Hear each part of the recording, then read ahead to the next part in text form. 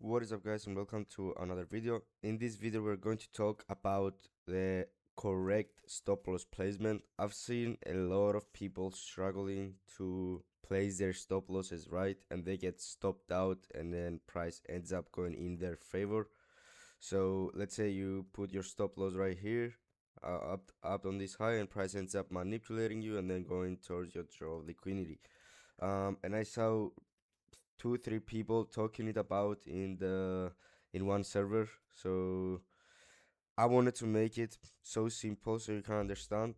Also, this comes from the most of screen time you have, so I prefer you watch this video until the end. It's gonna be a good one. First, we got the full week, right? So if candle is like this, and then you have your wick like this, you want to be putting your stop loss above that wick. We all know that, and we all do this, especially our ICT traders. You put it towards the recent high, let's say that's wick, and then you target the lows, right? Um, that is simple. I mean, we put our stop loss right here. We all know it, right? The second is going to be the OB bodies, right? What is OB? I think we all know what an order block is, or you can say not an order block, a breaker block for those who want. But let's say an order block is gonna be looking something like this. It's a candle that is, let's say this is bullish, right? Oh, okay, this is bearish and this is bullish, right? Right here. This is the bullish one, right? So what is that going to be? That's my order block, right? So what I've been want to do, if I'm looking for longs, let's say I have my IVG right here and I take my long. As you can see, I have my IVG and I take my long. I will put my stop loss on the order block low, right? On the body low, not in the wick, on the order block body low. And then I want to go for my target, right? It's really simple, so there is nothing to get complicated about. Then we've got displacement. Displacement is something that I don't usually recommend you. You need to have a lot of screen time, a lot of backtest, a lot of data to understand it. Um, but yes, it's pretty much for those who are just risking a lot and they want to pass an eval and all of that. But pretty much what the displacement is let's say your candle is, as you can see, we're reacting from a bearish move and we have that wick right here. And then as you can see, we have a big candle displacement like this, right? So a lot of people, what they do, they end up putting their stop loss above the displacement candles like this. Let's say you enter here, you put your stop loss above the displacement right here, and then you target, well, whatever, right? But a lot of people, they end up getting fucked up by this, because a lot of times price just comes, takes the previous candle before expanding lower, right? That's not something that I recommend. You need a lot of screen time for this. So yes. And next is going to be the CE of the week. CE of the week is just the 50%, right? It's just this 50%. What is it? So let's say my candle is like this. As you can see, we have a bearish candle and we have our week. As you can see, we will take our 50%, and as you can see, we have this 0.5 level. As you can see, 50% of the week. Then what I usually do is, I don't always listen, I don't always put it on the CE of the week. I don't usually like it because there is also gonna be some safe about the rejection blocks. As you can see, this is a rejection block. So what I usually do is either I put like 10 points above, 10 points above, 20 points above, or whatever, like set on to 70% or 80%. So I get a chance that price can tap the CE and go lower, right? So yeah, I will put something like this and then just target the lows. That is the CE. Now let's go to some examples so you can understand what I'm talking about.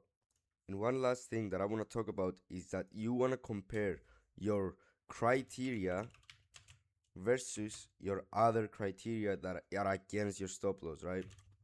So what I mean about, let's say I have an IFVG, fair value gap, higher time frame, uh, we have SMT, CE, OB, whatever, SMT, that they're only attacking a fair value gap 5 minute or just one, what should I say, just attacking one unmitigated 10, 20, 15 minute, let's say. Okay, I'm gonna put a higher time frame. Those criteria are stronger than those, so we will expect those to win, right? We are expecting those to win. So yeah, that's really simple. Don't get it confused. Let's go for some examples right now. Now, as you can see on that trade, my current stop loss, I took that trade yesterday on Asia session, and one of the reasons that I put my stop loss, I didn't put it on the wick, and I put it below the stop loss of the below of the body of the OB. As you can see right here, take a look at this. That's an order block, and I put it below the body, right? And then I was targeting these highs, and my break even was just that 5 minute unmitigated, right? So why my stop loss was there and wasn't lower into the wick? So pretty much,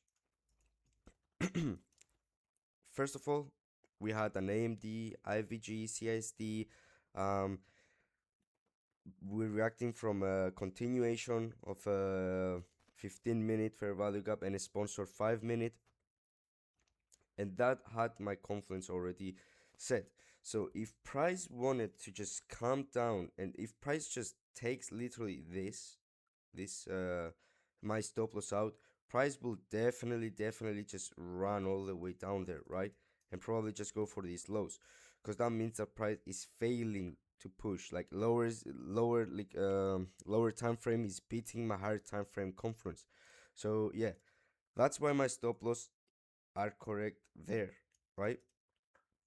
Plus we have that PO3 we just opened, so I'm not really confident. Like, I will even put it below that wick, below that candle's displacement, right? For my opinion. I mean, that is how I put the correct stop loss on my trades. As you can see right here, either below, but I know that I think about it right here will be also nice, right? Let's go to another example so you can understand. As you can see right here, it's a trade that I failed, all right? So we're coming out of a 15-minute, I faded, I didn't took that trade. We're coming out from a 15-minute, we're reacting a 15-minute, we swept out all of this lower resistance liquidity, putting an SMT, and all of that, right? And we had a 30-second inversion. Why my stop loss, if I was entering on that trade, my stop loss will have been below the displacement. Why? Because you gotta see all of this. Look at the lower resistance. What are we doing? If price just comes down and takes me out from this week, that means that literally I'm about to get run the fuck out, right, from that trade. So either price is expanding or either I'm getting fucked, and yeah. So I put my stop loss on the candles displacement, as you can see right here, and yeah, and enter off of that CISD. Um, that's a candles displacement entry, stop loss setup. And then one people asked me, I want to show you something. As you can see here is one of the beautiful trades that we have this week, right? So why my stop loss was just on this high? So my stop loss was on this high because, first of all, as you can see, we have a rejection block. Actually, my stop loss, if I see the video of the recording that I did, it was somewhere above the CE, right? It was something like this. So yes, that's why I took my stop loss there, right? First of all, I was so confident about the draw of liquidity, so I was so sure that this shit will hit, will go lower.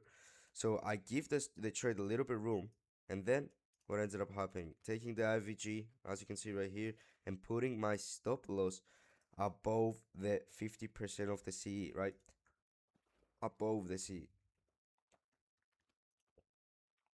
Now, you're gonna tell me, why didn't you put it above? I didn't put it above here because the CE, if it doesn't react, if it doesn't fully react and we just take the liquidity out, I'm just getting stopped out either way. So if we don't react through this, I'm already gonna get stopped out, right?